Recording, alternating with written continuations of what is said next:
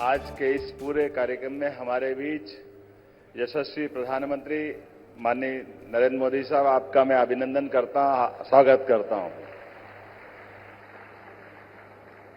साथ ही विराजे गवर्नर माननीय मंगू भाई पटेल साहब, माननीय केंद्रीय मंत्रीगण, जिम्बाब्वे से पधारे हुए माननीय मंत्रीगण, इस सभागार में मौजूद सभी विभिन्न राष्ट्रों के राजदूतगण, अन्य अधिकारीगण, भारत सरकार के सभी केंद्रीय मंत्रीगण, मध्य प्रदेश सरकार के माननीय मंत्रीगण, माननीय सांसद, विधायक, देश और विदेश से बड़ी संख्या में पधारे इस निवेश के महाकुंभ के अवसर पर सभी माननीय उद्योगपतिगण, मैं आज के इस अवसर पर ग्लोबल इन्वेस्टर समिट 2025 में पधारे हुए सभी प्रमुख उद्योगपतियों, निवेश बंधुओं, यंग इन्वेस्टर और विभिन्न देशों के जनप्रतिनिधियों का स्वागत करता हूं, अभिनंदन करता हूं।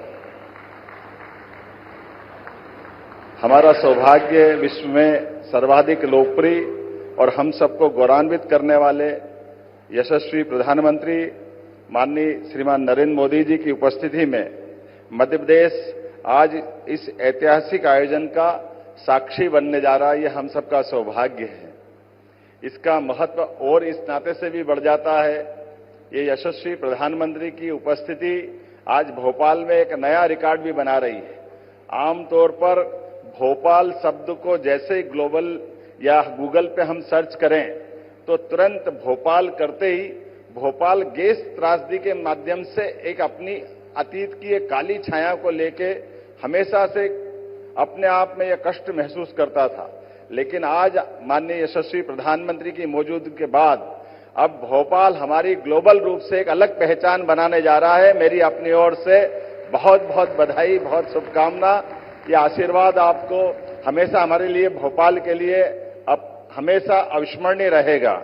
इस अवसर पर जब मैं अपने प्रदेश की बात करता हूं तो वन संपदा, खनिज संपदा, जैव संपदा, जल संपदा से भरपूर मध्य प्रदेश में आपका अभिनंदन है, आपका स्वागत है। देश के हृदय प्रदेश मध्य प्रदेश में भोपाल देश की स्वच्छतम राजधानियों में से एक, राजा भोज की इस नगरी में, झीलों की इस नगरी में पुनः आपका वंदन है, अभिनंदन है। यशस्वी प्रधानमंत्री श्रीमान नरेंद्र मोदी जी के नेतृत्व में और उनके मार्गदर्शन में मध्य प्रदेश सरकार सतत विकास और औद्योगिक निवेश की दिशा में लगातार अपनी निर्बाध गति से आगे बढ़ने के संकल्प को धारण करके गठन के साथ लगातार आगे बढ़ रही है। आज जब हो रही ग्लोबल इन्वेस्टर समिट तो इसकी थीम ही अपने आप में उत्साहवर्धक है। अनंत संभावनाएं जो मध्य प्रदेश में उद्योग और निवेश की असीम संभावनाओं को दर्शाती है। अनंत संभावनाएं केवल एक विचार नहीं बल्कि मध्य प्रदेश के प्रत्येक क्षेत्र में अवसरों की व्यापकता को दर्शाने वाला दृष्टिकोण है। आदरणीय प्रधानमंत्री जी ने सबका साथ, सबका विकास, सबका प्रयास, सबका विश्वास का मंत्र दिया है, जिसमें यह संदेश समाहित है, जब संभावनाओं के अनंत आकाश में हम सब मिलकर आशाओं की ज्योत जलाते हैं तो एक नहीं बल्कि सभी के आंगन रोशन होते हैं। और यही हमारी सनातन संस्कृति की गौरवशाली विरासत भी है।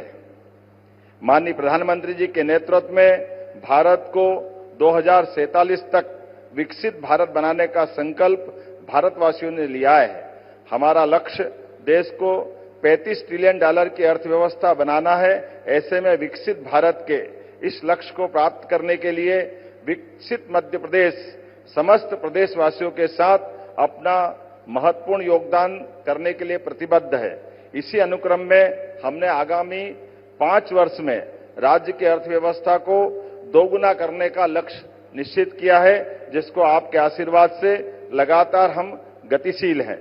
1 वर्ष पूर्व निवेश और औद्योगिक विकास की इस यात्रा को रीजनल इंडस्ट्री कॉन्क्लेव के माध्यम से बाबा महाकाल की नगरी उज्जैन से प्रारंभ किया।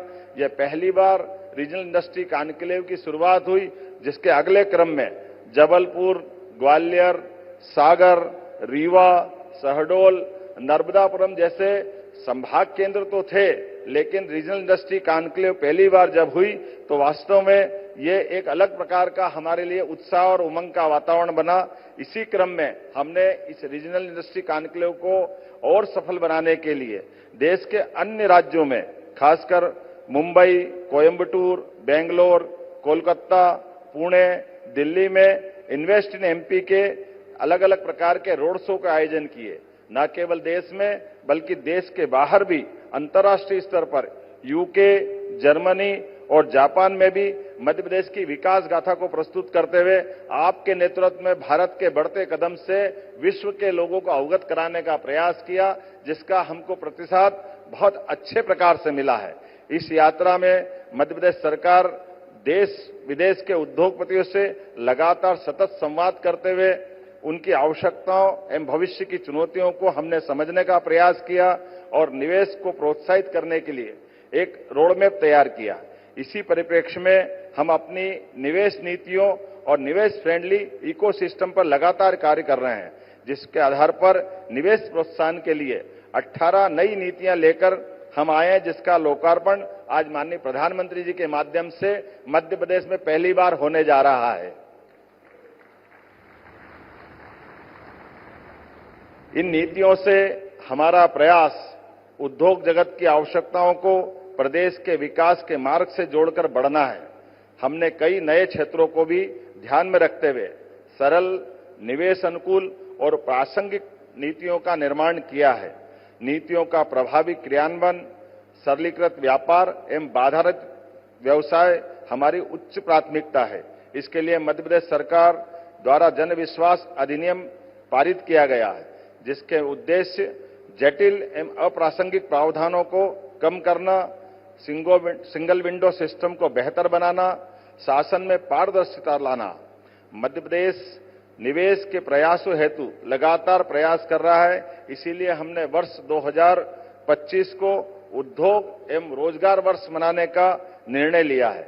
उद्योग एवं रोजगार को बढ़ावा देने के लिए ग्लोबल इन्वेस्टर समिट के बाद हम अलग अलग 6 विभागों में शहरी विकास विभाग, पर्यटन विभाग, खनिज, नवकरणीय ऊर्जा, सूचना प्रौद्योगिकी एवं एमएसएमई के अलग अलग प्रकार के समिट करने के भी योजना पे काम कर रहे हैं।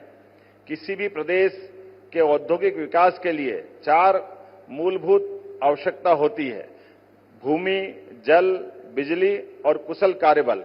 बाबा महाकाल की कृपा से मध्य प्रदेश में सरप्लस बिजली है, भरपूर पानी है, विशाल लैंड बैंक है, कुशल मानव संसाधन है एवं यहाँ की कानून व्यवस्था भी अनुकूल है।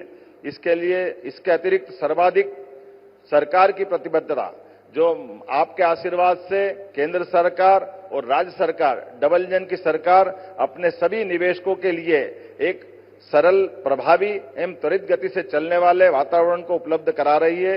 यही औद्योगिक विकास के लिए इकोसिस्टम का काम करेगा।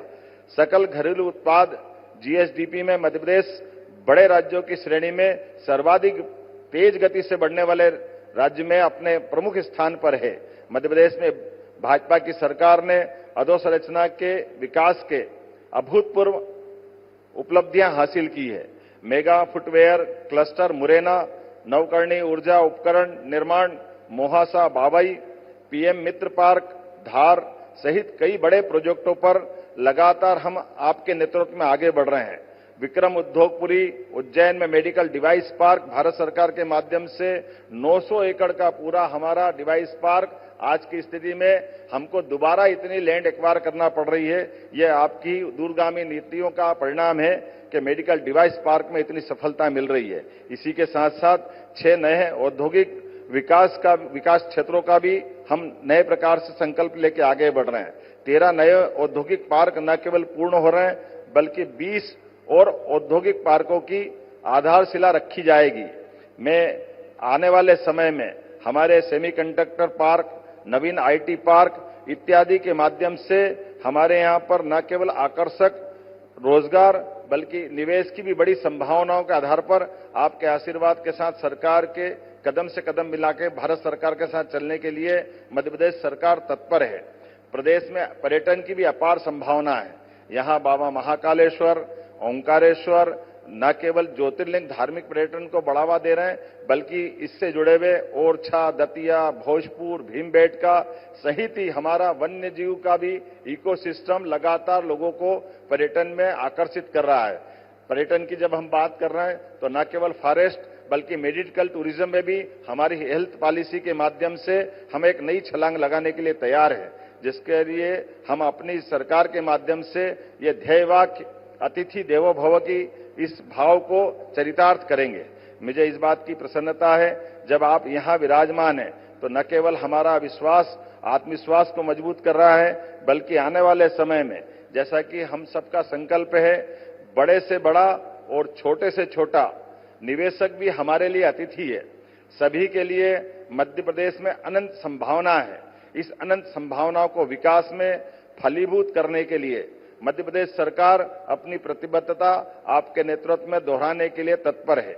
माननीय प्रधानमंत्री जी के ऐतिहासिक नेतृत्व में मध्य प्रदेश सहित पूरा देश आर्थिक प्रगति के नए युग में प्रवेश कर रहा है। बड़ा उद्योगपति हो या छोटा व्यापारी, किसान हो या युवा, महिला हो या गरीब, सभी के लिए आदरणीय प्रधानमंत्री जी का विकास आधारित दृष्टिकोण समृद्धि के नए रास्ते खोल रहा है। मध्य प्रदेश सरकार ने गरीब, युवा, अन्नदाता एवं महिलाओं को केंद्र में रखते हुए 4 मिशन आरंभ किए हैं। इनके अंतर्गत नीतियों के प्रभावी क्रियान्वयन के लिए विभिन्न विभागों के मध्य समन्वय स्थापित करते हुए आउटकम केंद्रित लक्ष्यों पर भी कार्य किया जा रहा है। आदरणीय प्रधानमंत्री जी के मध्य प्रदेश के विकास को आशीर्वाद के आधार पर अग्रसर करते हुए मुझे इस बात की प्रसन्नता है, एक तरफ जब नर्मदा से हम मालवा, निमाड़ और इत्यादि क्षेत्र को सरसब्ज कर रहे हैं, वहीं यशस्वी प्रधानमंत्री ने विश्व के पहले नदी जोड़ो अभियान केन बेतवा लिंक परियोजना और पार्वती कालेसिन चंबल लिंक योजना के माध्यम से मध्य प्रदेश और पास के राज्यों को अलग से आशीर्वाद देकर के एक नई दिशा दिखाई है, जिसमें मध्य प्रदेश में 41 लाख आबादी को पेयजल की सुविधा मिलेगी, 9 लाख हेक्टेयर से ज्यादा क्षेत्र सिंचाई की उपलब्धता हासिल करेगा, साथ ही औद्योगिक क्षेत्र को भी जल की सुविधा उपलब्ध होगी। मध्य प्रदेश बिजली के क्षेत्र में भी सरप्लस स्टेट है। रीवा और ओंकारेश्वर के सौर ऊर्जा संयंत्र देश को रिन्यूएबल एनर्जी की नई दिशा दिखा रहे हैं। औद्योगिक इंडस्ट्रियल कॉरिडोर, उद्योग संरचना, शहरी विकास, हवाई सेवा, शिक्षा, चिकित्सा, नेशनल हाईवे, पर्यटन, पर्यावरण, कृषि सहित सभी क्षेत्रों में अत्याधुनिक तकनीक और गुणवत्ता के साथ प्रगति हमने सुनिश्चित की है। यशस्वी प्रधानमंत्री के नेतृत्व में मध्य प्रदेश को विकसित और औद्योगिक मध्य प्रदेश बनाने की यात्रा प्रारंभ हो चुकी है। विचारों से योजना के साकार होने तक, कृषि से सेमीकंडक्टर तक, निर्माण से लेकर निर्यात तक, आईटी से लेकर फिल्म टूरिज्म तक मध्य प्रदेश एक बेहतर भविष्य को आकार दे रहा है।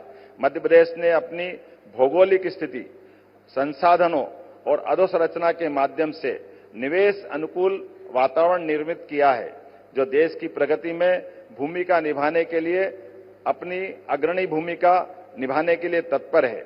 हमारे मध्य प्रदेश की विशेषता में यह है कि एक बार जो यहाँ आता है यहीं का आकर रह जाता है। हमारा मध्य प्रदेश ऐसा परिवार है, आप मध्य प्रदेश आए और मध्य प्रदेश के विकसित करने के संकल्प में सहभागी बने, इसी अपेक्षा के साथ मैं यहाँ हृदय से सभी पधारे हुए सज्जनों का आभार मानता हूं। मैं पुनः यशस्वी प्रधानमंत्री श्रीमान नरेंद्र मोदी जी का आभार मानता हूं, जिनके नेतृत्व में मध्य प्रदेश पुनः एक नई उड़ान लेने के लिए आगे तत्पर है। मेरी अपनी ओर से एक बार फिर सबका वंदन, अभिनंदन, बहुत बहुत धन्यवाद। भारत माता की जय।